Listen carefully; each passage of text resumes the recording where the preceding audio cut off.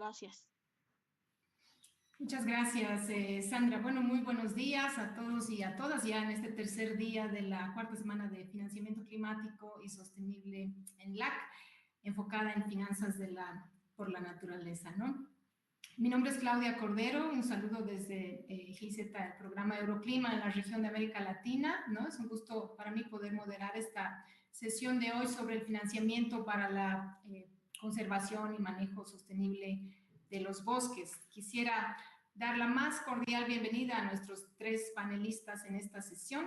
Tenemos acá a Gabriel Labate, que es jefe de la Unidad de Mitigación del Cambio Climático del PNUMA. También a Carolina Zambrano, directora de programas de Climate and Land Use Alliance. Bienvenida, Carolina. Y Amanda Luna. Amanda es gerente senior y líder comercial de mercados ambientales para Carbon Trust de México. Y gracias por acompañarnos en esta mañana para conocer y profundizar sobre los mecanismos, instrumentos y buenas prácticas para financiar la protección de bosques. Conocemos la gran importancia de los bosques como ecosistemas vitales y los múltiples roles en la provisión de los medios de vida, diversidad biológica y específicamente en la mitigación y adaptación al cambio climático por su capacidad de absorber CO2 y fijarlo en forma de biomasa. Así que vamos a conocer hoy cómo podemos hacer para ir movilizando financiamiento para su conservación, ya que se requieren acciones transformadoras definitivamente para ir frenando esta acelerada pérdida de bosques, ¿no? Tanto por deforestación, expansión de infraestructura, frontera agrícola, diferentes motivos que vamos a reflexionar el día de hoy en este panel. Así que quisiera dar la bienvenida a nuestros panelistas e iniciar una primera ronda de conversación, ¿no? Con nuestros panelistas para ir conociendo las experiencias y enfoques enfoques de trabajo. Así que con esto quisiera dar la bienvenida e invitar a Gabriel Labate. Buenos días, Gabriel, para que nos cuente, según la experiencia en el PNUMA, sobre cuáles son los mecanismos de financiamiento más eficaces para la protección de los bosques y, en este sentido, cuáles son los retos que están enfrentando los países en América Latina y el Caribe para financiar la protección de bosques. Bienvenido, Gabriel.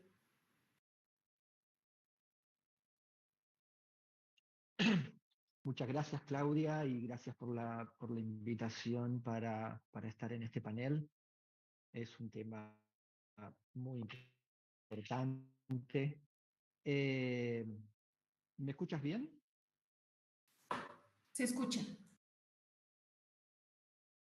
Ok. La pregunta que haces, la experiencia que tenemos nosotros es que se responde mejor y de manera más precisa si se puede especificar primero cuál es el nivel de intervención. ¿Es protección de bosque a nivel local, a nivel provincial o estadual, a nivel nacional? Y la segunda gran variable desde nuestra experiencia es cuál es el país en el que uno está trabajando, cuál es el nivel de capacidades que existe, cuál es la situación macroeconómica por la cual está pasando, cuál es también la situación social y cuál es la situación de seguridad en los lugares donde uno tenga el objetivo de ir a trabajar. Una vez que esas variables están identificadas, entonces empieza a haber, creo que la respuesta se puede dar de manera mejor. Lo que sí es claro desde nuestra experiencia es que los mecanismos de financiación en este momento para bosques no están funcionando. No están funcionando porque el volumen de fondos no es suficiente, porque muchos de los mecanismos de financiación son lentos, son engorrosos, tienen grandes costos de transacción. eh, y que elijamos hacer lo que vayamos a hacer, necesitamos acelerar ambos. Velocidad, velocidad de uso de recursos y particularmente volumen.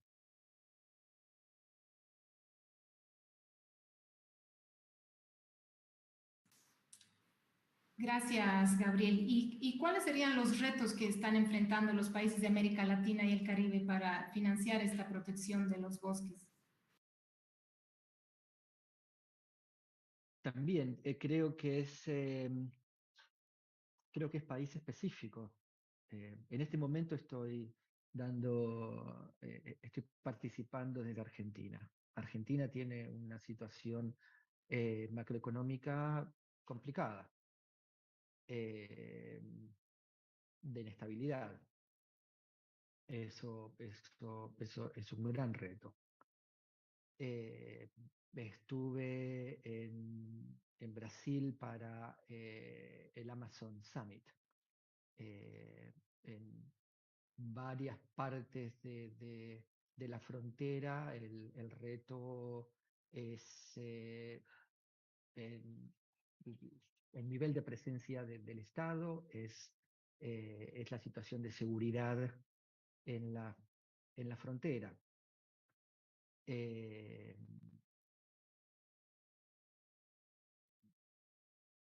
estuve, estuve en Colombia, ahí diría, el reto es cómo organizar un sistema que en este momento es muy dinámico y con muchos actores muy interesados en contribuir. Eh, entonces, en el corto plazo veo que hay una especificidad por país. En el largo plazo, mediano plazo quizás, ni siquiera tan largo, volviendo a donde realmente hemos visto grandes avances en estos 7, 8 meses, con caídas en las tasas de deforestación. Eh, el Esto es el resultado de una decisión política, acciones de comando y control, que son muy importantes. En el mediano plazo se necesita financiar el contrato social en la frontera. Se necesita ir un poco más adelante. Y si quieres, y eso realmente corre para todos los países. Y si quieres yendo un poquito más adelante, el bosque en pie debe ser más valioso que el bosque caído. Y ahí entonces entramos en un tema eh, de cómo se le puede dar valoración al bosque, sea por mercados de carbono, sea por otro tipo de mecanismos. Así es De como acuerdo, muchas distinguiría gracias. las, las, eh, las oportunidades y los desafíos. Claro que sí, gracias Gabriel por traer, ¿no?, a la mesa esta necesidad de ver la especificidad en cada país, la situación desde macroeconómica, social, política, para ir articulando todos los elementos necesarios en función a esa especificidad de qué mecanismos se pueden ir articulando, pero sin duda es una necesidad de ir acelerando estos mecanismos de financiamiento para la conservación de los bosques. Me gustaría pasar la palabra a Carolina. Buenos días, Carolina, para que por favor nos vayas contando desde tu experiencia, ¿no?, y ámbito laboral sobre los mecanismos de financiamiento más eficaces que han visto para esta protección de los bosques y también desde tu visión cuáles son los retos que ven para enfrentar esta necesidad de poder acceder a financiamiento para la protección de los bosques. Adelante, Carolina. Muchas gracias, Claudia, Gabriel, Amanda. Es un gusto para mí estar hoy con ustedes. Como mencionaste cuando me presentaste, yo soy directora de programas de la Alianza por el Clima y el Uso de la Tierra y somos una alianza de filantropía. Entonces, tal vez después me voy a concentrar un poquito más en el rol de la filantropía climática en este espacio, Pero tal vez para comenzar, en base a tu pregunta y al análisis de lo que está ocurriendo en la América Latina, se pueden mencionar una serie de mecanismos, ¿no?, que han existido alrededor de pago por resultados, pago por servicios ambientales, en cierto modo mercados de carbono, pero no han sido, como mencionaba Gabriel, exitosos, no necesariamente desde la parte de efectividad en la protección de los bosques, ni tampoco en llegar a los actores que se encuentran en el territorio protegiendo y restaurando esos bosques. Entonces, sí es un momento, creo, de ir buscando soluciones innovadoras, buscar nuevos mecanismos y también cuestionarnos si estamos haciendo lo correcto y si lo estamos haciendo de la manera correcta. Si me hablas de América Latina, yo lo que diría es que nos encontramos todos nuestros países, me parece, en un momento de múltiples crisis, ¿no es cierto? Estamos con crisis de seguridad financiera, económica, social, climática, por supuesto, ahora con el Niño acercándose. Y en este momento de múltiples crisis, nuestros gobiernos necesitan recursos, ¿no es cierto? Recursos financieros de manera inmediata, y el principal problema de nuestros países es que dependemos de la extracción de recursos naturales, muchos de ellos relacionados con los bosques, para obtener esos recursos. Entonces, tomando en cuenta ese contexto, yo creo que la gran necesidad no es solo de estar buscando mecanismos o soluciones concretas para financiar bosques, sino que es un momento de hablar de una transición económica y de un cambio estructural en la economía y qué tipo de financiamiento necesitamos para que eso ocurra. Si no hablamos de una transición económica, nunca vamos a llegar a encontrar un pago por servicios ambientales que equipare a el flujo de recursos que pueden venir de estos otros aspectos o sectores económicos relacionados con la extracción de recursos naturales. Entonces yo creo que como comunidad en América Latina tenemos que, por supuesto, seguir buscando mecanismos para mantener a los bosques en pie o para fortalecer la parte de restauración y regeneración, pero sobre todo empezar a cuestionarnos y a pensar cómo generar mayor inversión, por ejemplo, en ciencia, tecnología, innovación, para diversificar la economía. Entonces, hablar de una transición económica similar a la transición energética que se está hablando y que tal vez nosotros no podemos hasta ahora articular cuál es esa alternativa que queremos financiar más, ¿no? Yo creo que podemos aprender mucho de la transición energética porque fácilmente podemos decir queremos parar la extracción de petróleo e invertir más en energías renovables, pero no necesariamente tenemos el equivalente de eso cuando hablamos de la protección de bosque. ¿Qué queremos parar y qué queremos financiar más? ¿Y qué rol cumplen los diferentes actores alrededor de eso? Más allá, bueno, mencioné un poco lo de pagos de servicios ambientales, resultados que se relacionan un poco más con la inversión bilateral, pero también cómo podemos empezar a pensar con la banca regional, con los bancos de nuestros países en líneas de crédito alternativas, por ejemplo, mecanismos de blended finance u otros herramientas que puedan facilitar a los actores del territorio tomar otras prácticas y también diversificar su economía hacia una economía más regenerativa y justa. En todo este espacio, en donde necesitamos cuestionarnos, tomar riesgos, innovar, es ahí donde nosotros vemos un rol central de la filantropía climática.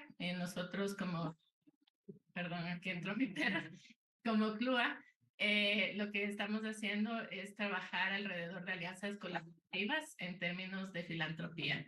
La filantropía climática ha tenido como un boom muy concentrada en relación a la naturaleza, a los bosques, al clima y a los derechos humanos. Y creo que existe un espacio de oportunidad ahí. No solo cada fundación por su lado, sino sobre todo cuando fundaciones se unen desde miradas de justicia social o desde miradas de conservación de la biodiversidad y tratan de avanzar alrededor de complementariedad y a una transformación un poco más profunda. En ese espacio yo creo que tal vez solo compartir un par de ejemplos de algunas herramientas o iniciativas que se han dado en los últimos 3 años, que creo que son súper importantes para América Latina en general y para los actores que dependen de los bosques en específico, y que creo que tal vez como América Latina no necesariamente los tenemos tanto en cuenta o sabemos cómo acceder a ellos.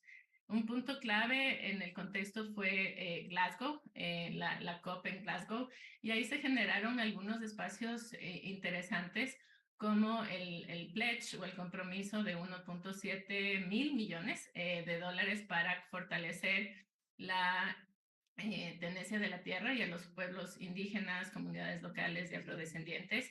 Ese pledge, este grupo de donantes sigue trabajando y está fortaleciendo sobre todo los mecanismos necesarios para que esos recursos lleguen al territorio, porque lo que ha pasado hasta ahora es que se pueden movilizar muchos recursos, pero no necesariamente van a las organizaciones que se encuentran en bosques, en países con bosque tropical. Y el otro espacio que también es súper interesante es lo que pasó en la Cumbre de Biodiversidad, en donde también se dio otro espacio de cooperación entre filantropía alrededor de POP, de Protect Our Planet Challenge. Y yo creo que debemos ir viendo cómo estos compromisos y flujos financieros desde la filantropía se pueden utilizar para apalancar recursos públicos de países donantes, recursos públicos también de nuestros países e ir generando más transformación en territorio.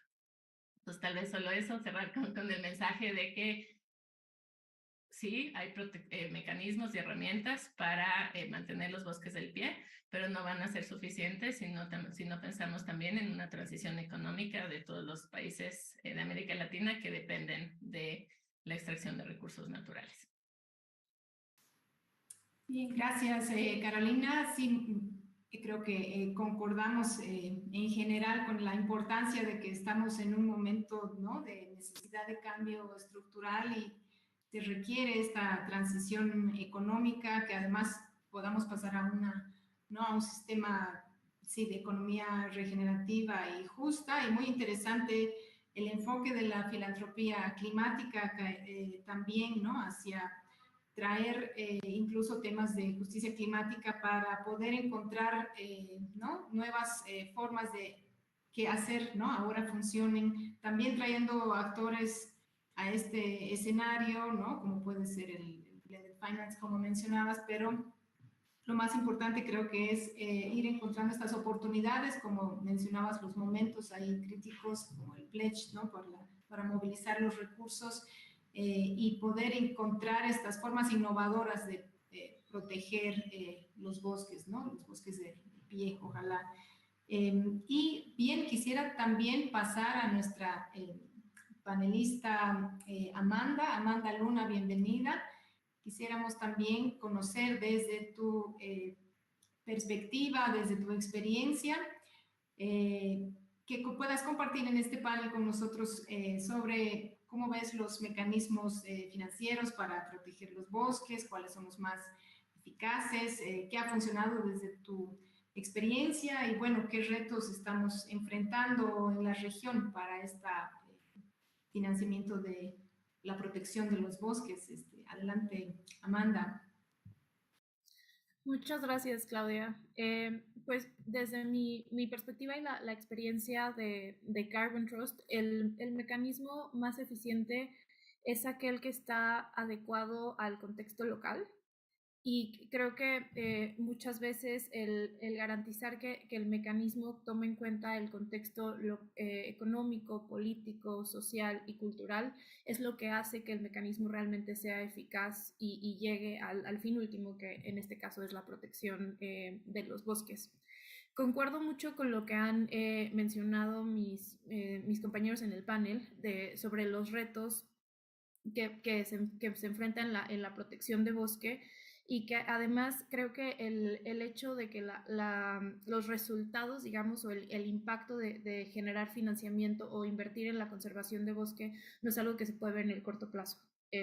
Creo que también es algo que tenemos que tomar en cuenta y que es uno de los retos también a los que nos enfrentamos al momento de tratar de buscar financiamiento para la protección de los bosques. Ese retorno a la inversión o ese resultado no se va a ver en el corto plazo, y al mismo tiempo el garantizar que esta protección de los bosques se mantenga a lo largo del tiempo, de nuevo es uno de los retos. Mencionaba yo que el mecanismo más eficaz es aquel que está adecuado al contexto local. Y al mismo tiempo, algo que creo que es muy importante es que nunca va a haber un solo mecanismo, una solución ideal que funcione para todos los países, ni siquiera para toda la región latinoamericana, justamente porque cada uno de nuestros países es muy diverso y tiene diferentes políticas o posturas hacia diferentes tipos de financiamiento. Y al mismo tiempo, ya cuando bajamos un poco de nivel y nos vamos a nivel de territorio, pues entonces nos encontramos con una diversidad biocultural también muchísimo más amplia, que lo vuelve todavía más complejo como para identificar una sola solución o un solo mecanismo más eficaz. Me gustaría mencionar un caso de éxito, bueno, no es un caso de éxito como tal, pero una experiencia reciente que me parece que justamente brinda un ejemplo de cómo un mecanismo de financiamiento se puede adecuar al contexto político, económico, social y cultural. Es el caso de Bolivia. Bolivia es un país multicultural, una nación plurinacional, donde hay un respeto muy grande por la madre tierra, por los bosques. Y el país lo que hizo fue aplicar a un programa de pago por resultados, pero su aplicación, digamos que la adecuó al contexto local y político. Bolivia ha trabajado mucho en el diseño de un sistema de información de salvaguardas ambientales y sociales, y en este sentido ha incorporado muchas intervenciones y un respeto sobre todo a los pueblos indígenas y las comunidades locales, que son quienes realmente salvaguardan el bosque, pero además que forma parte de sus medios de vida. Y por otro lado, ahora que se mencionaba también la importancia de incorporar mecanismos innovadores, de traer a otros actores también a la mesa, como las bancas multilaterales y los bancos de desarrollo. En México, FIRA ha tenido también cierto éxito al traer a la mesa a bancas bilaterales como KfW o la Agencia Francesa de Desarrollo, en donde se generan líneas de crédito que buscan colocar o dar préstamos a productores del sector agrícola y rural en México, y algunas de estas, sobre todo esta que ha sido financiada con fondos de KfW, que busca financiar proyectos en el sector forestal que ayuden a la conservación del bosque en México y al manejo sustentable, al final de cuentas, no solamente a la protección como tal, sino a promover un manejo sostenible del bosque que permita seguir generando desarrollo económico a nivel local, pero y al mismo tiempo mantenga toda la biodiversidad y los servicios ecosistémicos en la cobertura forestal del país. Y pasando a la segunda parte de la pregunta sobre los retos, creo que uno de los retos más importantes en los mecanismos de financiamiento para la conservación de bosque está relacionado con la integridad ambiental y el cómo se genera certeza de que cada peso o cada dólar, cada euro invertido en la conservación de bosque realmente esté generando el impacto esperado.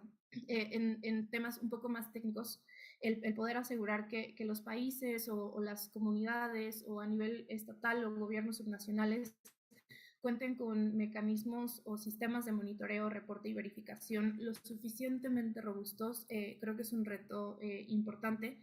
Hace falta generar capacidades y sensibilizar a lo largo de todos los diferentes niveles, tanto a nivel nacional, subnacional, como a nivel local, sobre la importancia del monitoreo, reporte y verificación, porque cuando se generan mecanismos de financiamiento para bosque es muy importante buscar asegurar la permanencia, es decir, que no de pronto se dé financiamiento para conservar el bosque, pero un par de años después haya deforestación o ocurra un incendio que de pronto acabe con la cobertura forestal. También está el tema de implementar salvaguardas ambientales y sociales que justamente permitan mantener el respeto por las poblaciones indígenas y las comunidades locales, que no solamente sean mecanismos que conserven el bosque, sino que conserven los procesos que ocurren dentro del bosque, es decir, los servicios ecosistémicos, que mantengan la biodiversidad, que no sean nada más proyectos que buscan reforestar con una sola especie, sino que mantengan el equilibrio de los ecosistemas forestales y de nuevo la permanencia. Otro reto también que es, creo que típico de los países en desarrollo y en América Latina es un punto clave, tiene que ver con el tema del uso de la tierra, esta parte un poco más legal, de quiénes son los dueños, digamos, desde el punto de vista legal de la tierra o del territorio donde están los bosques, y también el buscar que las políticas, que va alineado un poco al comentario de hacer una transición económica o del sistema, es importante buscar generar mecanismos de financiamiento de bosque, pero al mismo tiempo cuidar que no haya otras políticas que estén incentivando lo contrario, ¿no? Cuidar que las políticas de ordenamiento territorial o de planeación tengan ese interés o tomen en cuenta el proteger o el conservar la cobertura forestal, sobre todo en áreas donde donde la frontera agrícola de pronto comienza a crecer, o también en las zonas forestales que están cerca de ciudades, para cuidar que la mancha urbana no siga expandiéndose. Y finalmente creo que también desde el lado de vista, desde el punto de vista financiero o en relación con los inversionistas, creo que es importante también tratar hay una percepción de riesgo en general. Creo que eso quizás no es nada más para el financiamiento de bosques, sino en general para el financiamiento sostenible o el financiamiento verde, porque como comentaba al principio, los impactos o este retorno a la inversión no siempre se ve en el corto plazo. Entonces es importante también, uno de los retos es cambiar la percepción de los inversionistas para que estén un poco más sensibilizados a que este retorno a la inversión no debería de considerarse únicamente al corto plazo, sino que hay que cambiar una visión hacia el largo plazo. Y el reto sobre el riesgo que se percibe para invertir en proyectos de conservación de bosque u otro tipo de proyectos sostenibles también es un reto importante. Hasta aquí dejaría mi intervención. Muchas gracias, Claudia. Bien, gracias, Amanda. Es muy importante lo que mencionas, bueno, tanto en los propios ejemplos que existen en la región, como el caso de Bolivia, mencionabas al ir adecuando ese mecanismo de pago por resultados, manteniendo toda esta posición política, incluso justo del país frente al tema bosques, y también, bueno, manteniendo el tema del respeto de los derechos de los pueblos indígenas y demás. Interesante conocer también estas experiencias en México, trayendo a la banca, ¿no?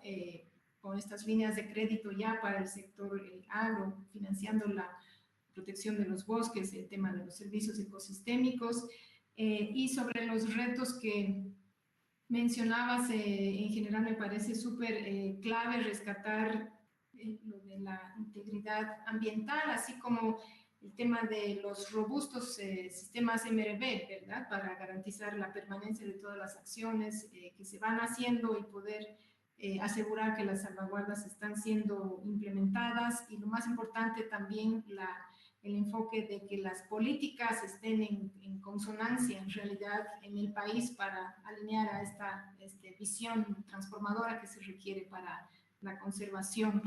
Y bueno, retomando el mismo enfoque que mencionaba Gabriel, la importancia de poder diseñar estos mecanismos en función al contexto, ¿verdad? Contexto local, que nos va a dar bueno, el esquema, pero sobre todo en esta figura poder ir avanzando hacia transitar a una visión de largo plazo, incluso para ir cambiando, claro, la percepción de riesgo a nivel de los inversionistas, que son actores ahora que también se necesita integrar en esta lucha para la conservación.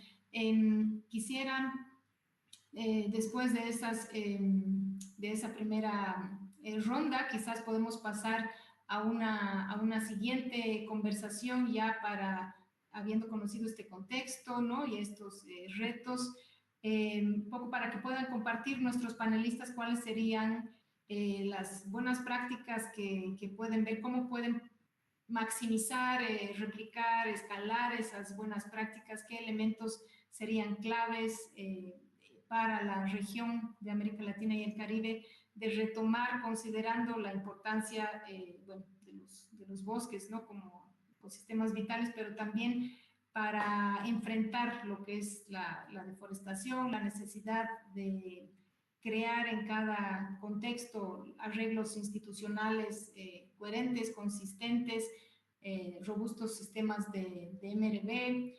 ¿Cómo verían ustedes que se puede maximizar las buenas prácticas existentes y qué podemos replicar, fomentar en la región respecto a los mecanismos financieros para conservar los bosques? Gabriel, te invitaría a comentarnos desde el trabajo del PENUMA cómo serían estas buenas prácticas y cómo las podemos maximizar en la región. Adelante, Gabriel.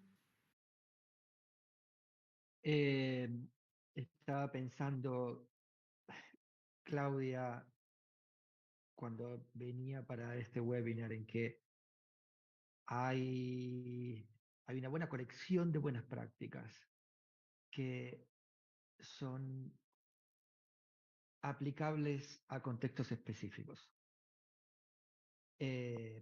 Entonces, trataba de poder encontrar algunas que tuvieran una generalidad más grande. Creo que una que tiene una generalidad bastante importante es poder abordar el tema de financiamiento usando la unidad territorial u organizacional más pequeña posible, ¿no? Entonces, si el interés nuestro es por cómo están distribuidos los actores, es intervenciones a nivel comunitarias, bueno, empezar a pensar en mecanismos multilaterales de crédito, eso no funciona. Se requiere algo que es diferente. Entonces, eso es una buena práctica, no es tener un mecanismo en la mano que voy a, de alguna manera, acomodar o exigir que funcione a diferentes niveles, sino ver cuál es ese nivel de intervención que yo necesito enfocarme y entonces a partir de ahí cuál es el mecanismo que puedo usar. El otro lugar donde hemos visto grandes avances en los últimos 5 o 6 años y que creo que siempre es bueno darle una mirada es en tecnología. Escuchaba que estábamos hablando acerca de mecanismos de MRV y de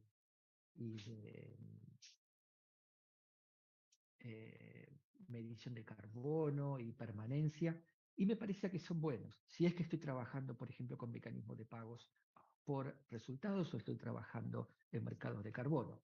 Si no estoy haciendo eso, entonces no es un gran tema. Tecnología, ha habido cosas realmente extraordinarias en los últimos 5 o 6 años y funcionan a todos los niveles.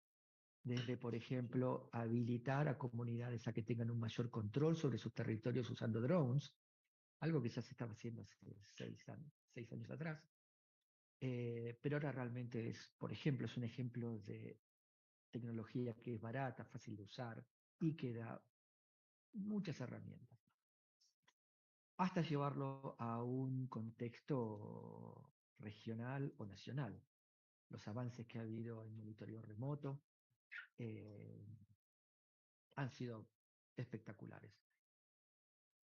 La precisión también con la que la tecnología nos está dejando actuar en algunos de las áreas, mercados de carbono, por ejemplo, en donde la precisión en poder medir carbono es muy importante por los descuentos que se aplican. Es realmente algo para tener en cuenta. Eso es una buena práctica, mirar qué es lo que es el cutting edge y empezar desde la unidad geográfica organizacional para ir a elegir cuál es el mecanismo el mecanismo que quiere usar. Como tercera buena práctica, diría eliminar intermediarios. Parte de los problemas que tenemos en los mecanismos de financiamiento, que son, como dije, son lentos, engorrosos, les falta volumen, es la cadena de intermediarios entre la fuente de ingreso y el recipiente final.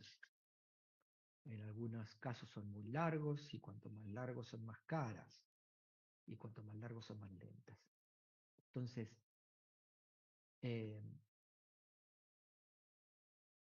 empezaría mirando esas tres áreas como interesantes.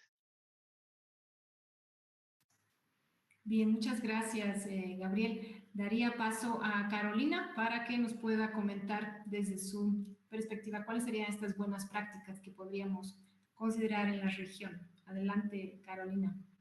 Gracias, Claudia. Y tal vez esto se relaciona con la intervención de Gabriel y lo que yo mencioné en un inicio alrededor de la necesidad de poder canalizar todos estos recursos y financiamiento y flujos financieros lo más directamente posible a los actores en territorio. Algo a lo que nosotros estamos apostando desde esta mirada es no solo hablar de la cantidad de flujos, sino la arquitectura financiera requerida para que esos flujos lleguen. Entonces, nosotros lo que estamos haciendo es apoyar y fortalecer una red de fondos indígenas, fondos comunitarios, fondos locales y otras organizaciones que trabajan como intermediarios, pero otro tipo de intermediarios a nivel de nuestros países, justamente para poder cumplir con todos estos requisitos que a menudo se solicitan para poder acceder a fondos, manejarlos y también implementarlos de la mejor manera posible. Nosotros hemos podido mapear más de 50 fondos territoriales que existen a nivel de América Latina. Algunos son nacionales, otros son regionales y como decía, muchos liderados desde los pueblos indígenas y también grupos afrodescendientes, por ejemplo, por organizaciones quilombola en Brasil. Y creemos que este asunto de pensar en cambiar la arquitectura financiera y generar esta especie de tuberías para que esos fondos puedan llegar al territorio es algo muy fundamental, porque existen muchos compromisos, como yo decía al inicio, pero en la práctica esos compromisos o ese financiamiento no llega si no existen las herramientas y los mecanismos y los fondos y esta especie de plomería para que llegue. Entonces creo que esta es una de las prácticas que nosotros creemos que es algo positiva. No solo yo me he concentrado más en hablar de pueblos indígenas, comunidades locales de afrodescendientes, porque como CLUA trabajamos más con ellas, pero existe lo mismo con fondos feministas, con fondos de jóvenes. Por ejemplo, recién se lanzaron un par de nuevos fondos para justicia climática con enfoque de jóvenes ahora en Climate Week en Nueva York.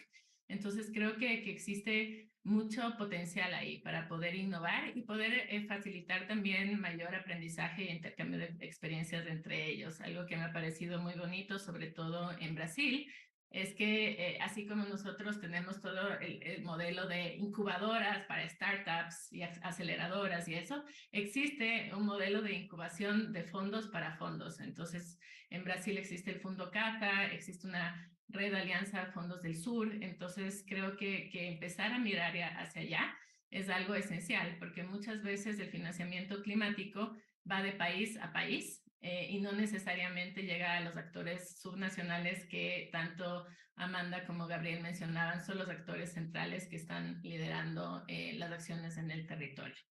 Ese es un punto. El otro punto también, ya que los dos panelistas han mencionado mucho los mercados de carbono, estamos viendo un boom, ¿no? O sea, espera un boom, a pesar de que al mismo tiempo sí se ha dado bastantes críticas a nivel global, que yo creo que han afectado sobre todo el potencial de los mercados de carbono para carbono forestal, no basados en la naturaleza.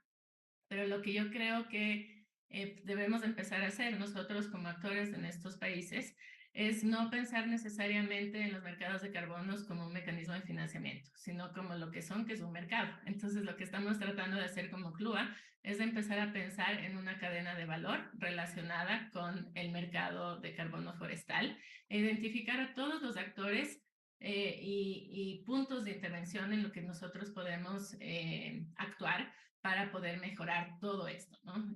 Para uno de los puntos esenciales, por ejemplo, es generar todas las condiciones habilitantes alrededor de acceso a la información, acceso a la parte de salvaguardas que mencionaba Amanda, también conocimientos, espacios para reunirse, para que los diferentes actores del territorio tomen sus decisiones con base a la autodeterminación.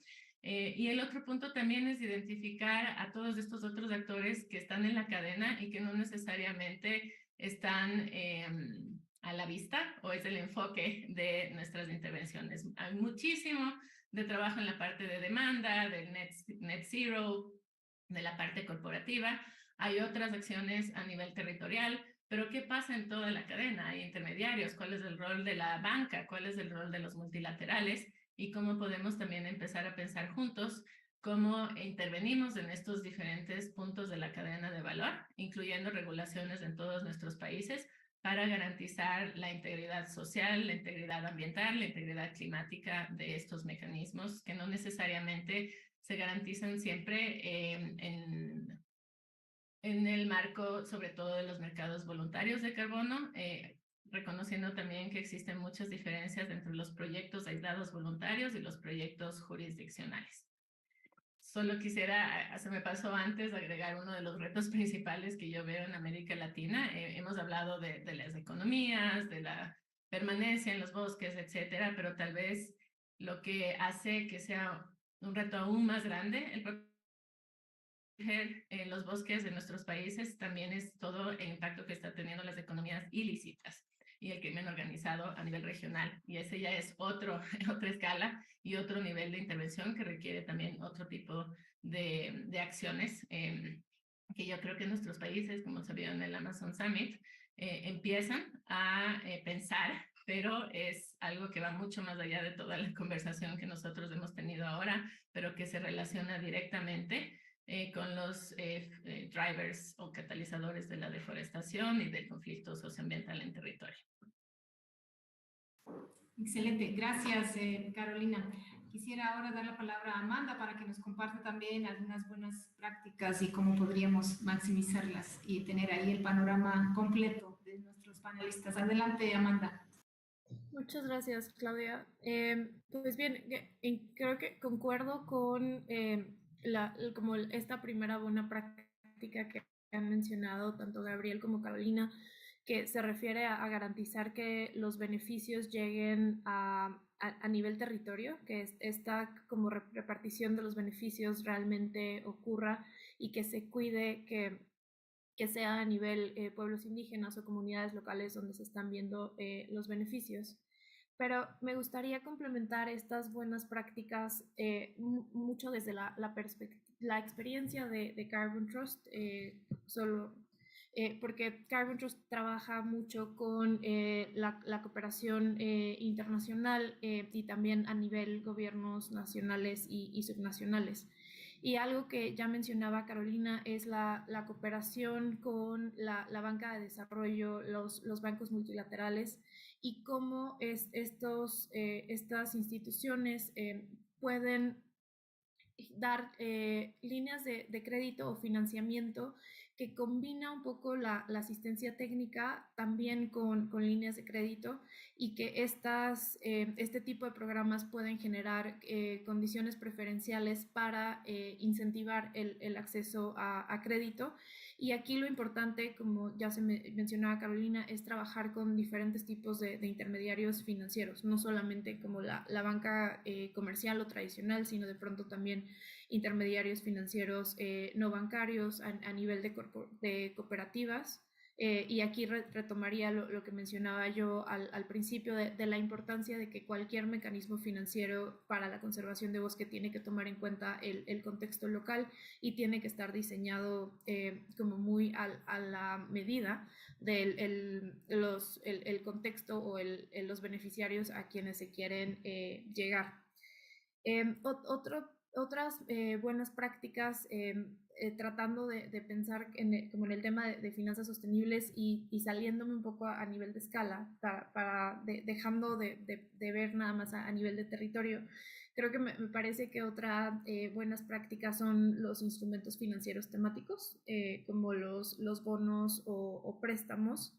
Y justamente aquí también entra la cooperación técnica con la cooperación internacional y también los bancos multilaterales de desarrollo, porque se pueden generar capacidades a nivel gobierno, pero también con el sector privado, y también herramientas que permitan implementar este tipo de mecanismos financieros y a su vez documentos que le dan certeza a este tipo de instrumentos temáticos. Algo que también está comenzando a tomar relevancia y hay ya varios países que han empezado a avanzar en el tema son las taxonomías de finanzas verdes o finanzas sostenibles, porque aquí también podemos ver cómo se pueden establecer estándares para poder identificar hacia dónde tiene que ir el financiamiento sostenible para la conservación de bosque. Y finalmente, algo que también desde la experiencia de Carbon Trust hemos visto, que yo en los retos, por ejemplo, mencionaba que es importante revisar que no haya políticas que desincentiven la conservación de los bosques y que de pronto sean como políticas contrarias. También hay otras regulaciones o otras políticas que, aunque el objetivo principal no es en sí la protección de los bosques, pueden detonar un mayor flujo de capital a una producción sostenible que busque cuidar y conservar el bosque. En este caso, como ejemplo, pondría sobre la mesa las regulaciones de la Unión Europea y Reino Unido, que buscan fomentar la transparencia y el seguimiento a todos los commodities que tienen riesgo de deforestación. Y en este sentido, el Reino Unido y la Unión Europea buscan que todos los commodities que ellos importan no hayan generado deforestación en los países donde fueron producidos. Creo que eso también sería una buena práctica de cómo generar o sí, dirigir un mayor capital a la conservación del bosque. Excelente, gracias Amanda. Bien, tenemos una serie de buenas prácticas, tanto a nivel de tecnología, para ir cambiando la arquitectura financiera y siempre enfocados en la participación también de los pueblos indígenas y comunidades locales. Vamos a ir retomando todo esto, pero antes también quisiera dar espacio a algunas preguntas. Tenemos bastantes preguntas en el chat y quisiera, antes de cerrar el panel, que por favor en un minutito podamos ir atendiendo estas preguntas. Acá, por ejemplo, una dice, ¿cuál es una metodología o framework de diseño de proyectos que aseguren resultados y aumenten la posibilidad de financiamiento para el sector forestal? ¿A quién le gustaría tomar esa consulta?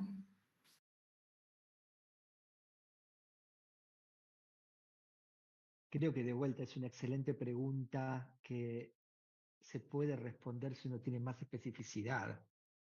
Depende de qué es lo que uno está haciendo en el sector forestal, es conservación, restauración, manejo sostenible, incremento de stock.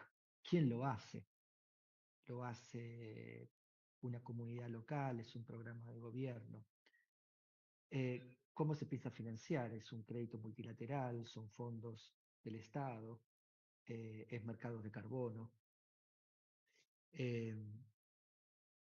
Si es el mercado de carbono, la sugerencia sería en unos meses va a salir una evaluación de diferentes protocolos para la generación de créditos, que lo está haciendo una iniciativa que se llama Integrity Council for the Voluntary Carbon Market.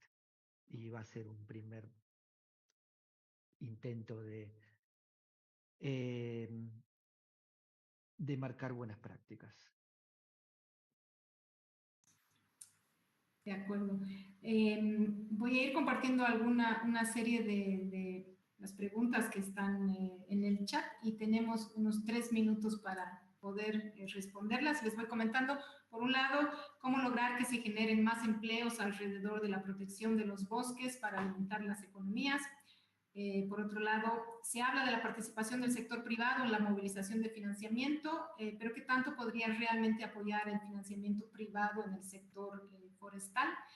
Y finalmente, cómo fortalecer la inclusión de estas salvaguardas en acciones de conservación para evitar la proliferación de prácticas extractivas de bosques primarios y áreas naturales protegidas. Así que, bien, tenemos un par de minutitos para que puedan comentar al respecto. Carolina, adelante. Sí, sí, me encantan las dos primeras preguntas porque creo que van en línea con esta necesidad de hablar de una transición económica justa y cómo ligar la protección y restauración de los bosques con la generación de empleo, ¿no? Y de oportunidades. Yo creo que ahí existen muchas iniciativas en todos nuestros países relacionado con, hay muchos términos, ¿no? Bioeconomía, economías del bosque, economía forestal, manejo forestal sostenible, etcétera, pero creo que están floreciendo, blooming, como diríamos en inglés, en este momento en muchos espacios alrededor de innovación y nuevas alternativas de uso de los recursos de los bosques para generar emprendimientos liderados por los actores locales, por mujeres, por jóvenes, etcétera.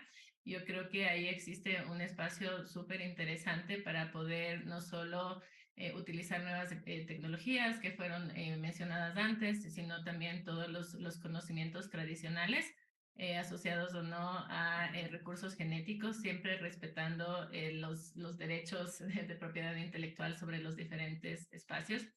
Y eso también se relaciona con otra de las preguntas más ligadas al sector privado y creo que en el chat también había una de Blended Finance. Yo creo que al momento de hablar de mecanismos innovadores, existen algunas iniciativas en América Latina y a nivel global en donde el sector privado, el sector público y la filantropía pueden entrar desde diferentes espacios a apoyar algunas iniciativas que sin un financiamiento como catalítico, una garantía, por ejemplo, no pueden avanzar o tener acceso a otro tipo de financiamiento. Entonces, tal vez en términos de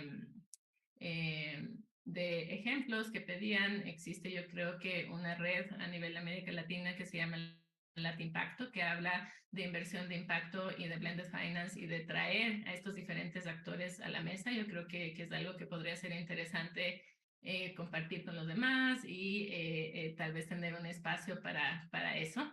Y creo que en general, sí, esto de blended finance y del sector privado o la filantropía, como yo decía, creo que lo que más importante se puede hacer es utilizar esos recursos para hacer esta especie de cofinanciamiento que muchas veces la parte pública o los multilaterales te piden. Entonces, esos recursos, que a veces son pocos, no necesariamente cubren todo un proyecto, pero sí pueden ayudar a apalancar y a catalizar otro tipo de financiamiento para este tipo de emprendimientos. Excelente, bien, tenemos una serie de elementos que hemos discutido aquí, creo que da necesidad de seguir abordando este tema. Hay una serie de experiencias, buenas prácticas y visiones que podemos ir integrando, ¿no? Para conseguir este acceso a financiamiento para la protección y conservación de los bosques. Agradezco mucho la participación de Gabriel, Carolina y Amanda. Y con esto cerraríamos el panel para poder dar paso a las siguientes sesiones en el día. Muchas gracias y un saludo. Te paso la palabra a Sandra. Muchísimas gracias, Claudia. Ha sido un placer escucharles.